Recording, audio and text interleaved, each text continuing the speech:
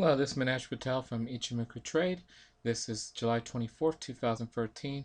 It's our Ichimoku analysis for the futures market. We'll cover everything from crude oil, natural gas, heating oil, cotton, soy, bonds, everything out there. It's been a while since we've done a video. We're kind of taken off for the summer, and we'll start to come back and start doing these on a more regular basis now.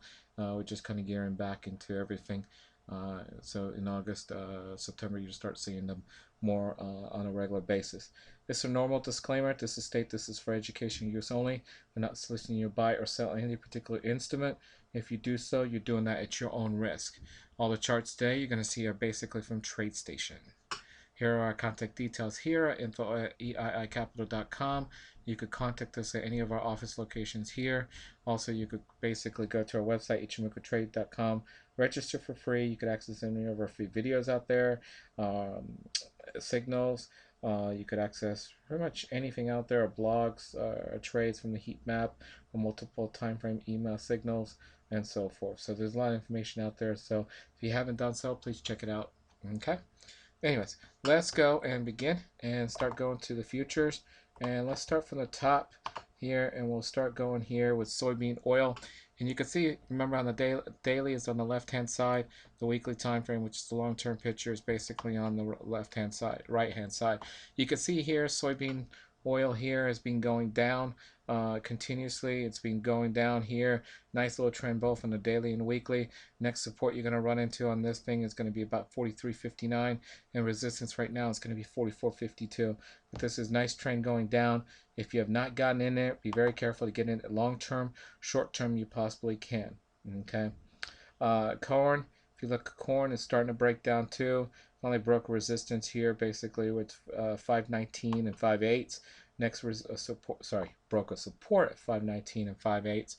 Next support is going to be 474 moving forward, but it's starting to start a trend on both the weekly and the daily, which is making moving forward. However, we do have a major support 474. It's going to run into very soon. Cocoa. Really not doing anything here except ranging between 21.38 and 23.78. Not worth even talking about. Crude oil, which is pretty much being a highlight in the news here, especially in the U.S. with this huge move up here. You could see it basically got straight into resistance, which is 109.14.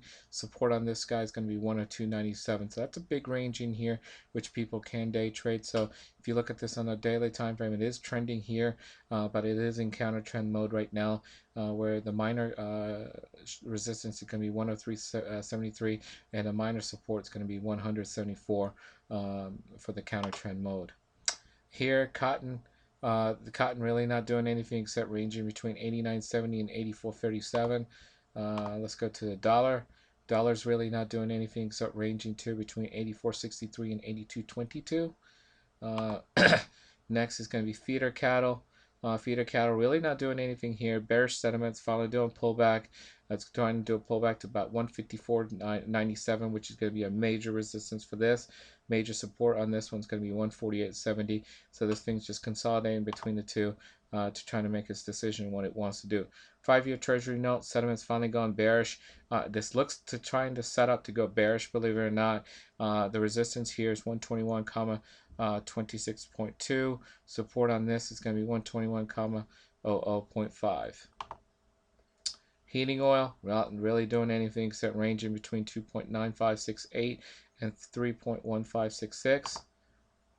Coffee here, still continuing its motion down. Starbucks is doing good.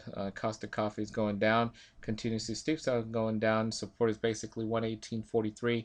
Resistance is 141.73. Back to the meats. This is live cattle, really not doing anything here. Bearish trend, and now it's just deciding it wants to consolidate between 120 and 122. Not really doing anything at all, so it's not even worth looking at, believe it or not. Lean hogs here, not even doing anything at all. However, it's butting against major resistance for a consolidation pattern, which is 99.02. If it breaks that, then it can sit there and start a trend on the weekly, which will pretty much be a continuation trend on the daily. Support on this one's going to be 95.91. Natural gas, which a lot of people have been looking at. I have no idea why. This is really not doing anything good except going sideways between 3.551 and 3.91931. So not really much to talk about there at all. Orange juice here, sorry, oats, not orange juice, consolidating between 343 and 370. It is naturally bearish. If it could break the 343, it's going to sit there and start retest this low here, and possibly can start a trend here on the weekly, which will of course go to a trend on the daily. Orange juice is basically not doing anything at all except ranging between 125.95 and 148.51.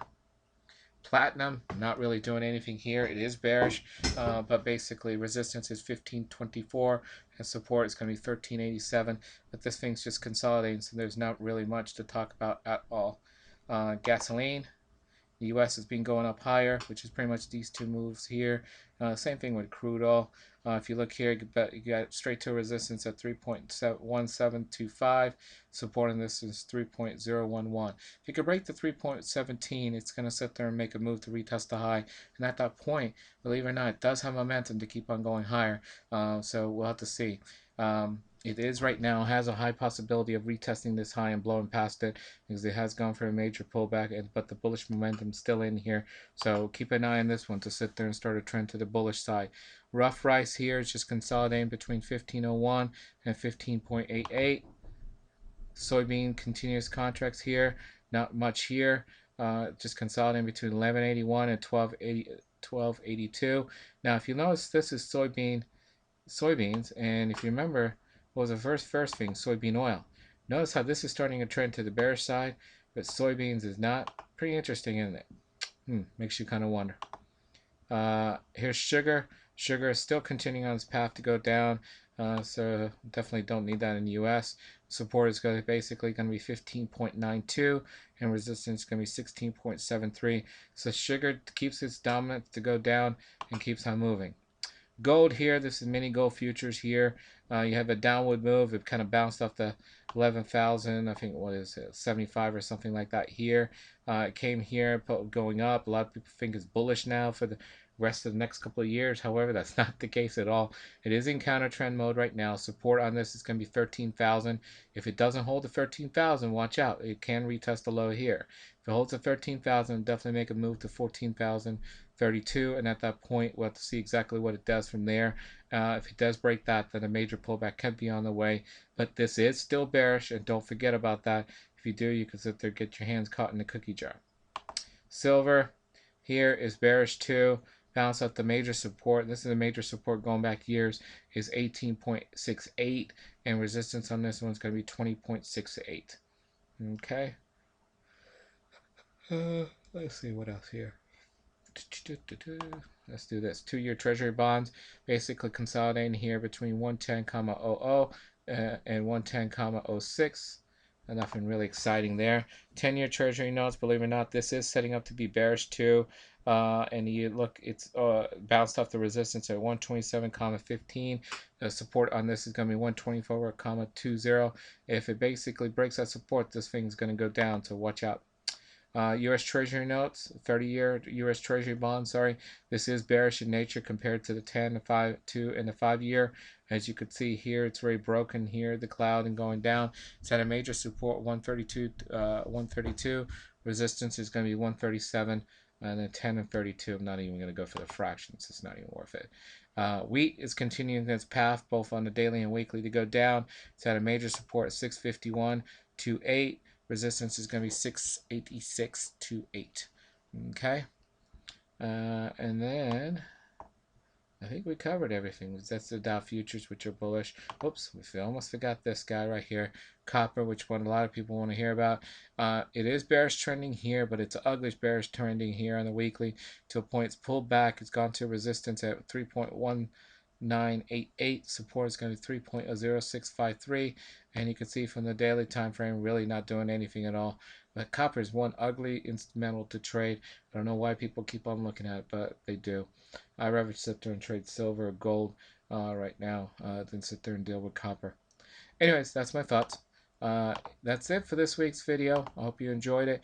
If you have any questions, please don't hesitate to contact us or ask us either by emailing us or calling us at any of these office locations. Have a good day.